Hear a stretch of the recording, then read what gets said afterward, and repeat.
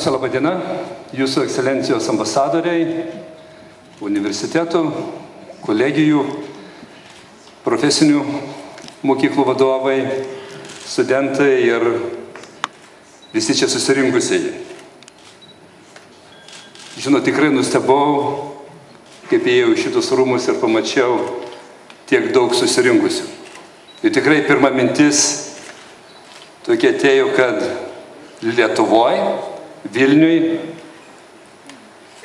studentija, akademinė bendruomenė, vyriausybė, ministrai susitinka beveik kiekvieną dieną. Antras klausimas, kurį norėčiau paliesti.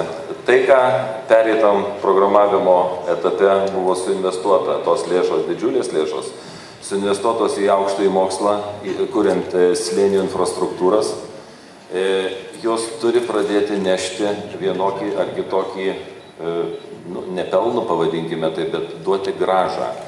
Duoti grąžą pirmiausia universitetam patiems, kad jie galėtų išlaikyti mokslininkus, galėtų vykdyti tyrimus, galėtų vykdyti sprendimus, kad jie pradėtų suktis.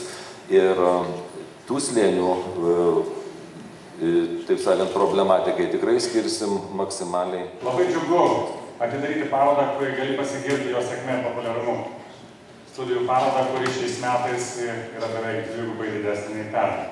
Parodą, kurioje lankytojai ras naujos informacijos apie mokslo žinias, karjerą, įdomų turinį ir kompetitingus specialistus.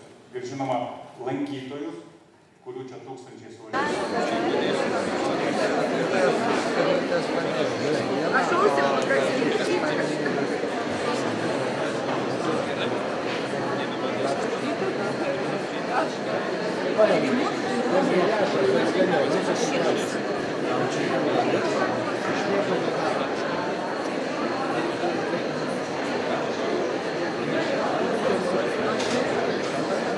Ir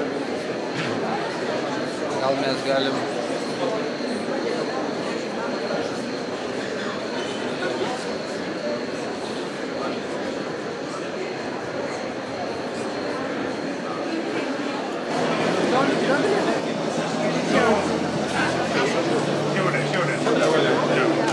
Pačia visi direktoriai įsirinkę ir taip, čia yra šeimos darbo direktorius, čia Pinto centro čia Rimkevičaitės mokyklos direktorius, čia yra Zarasų direktorius.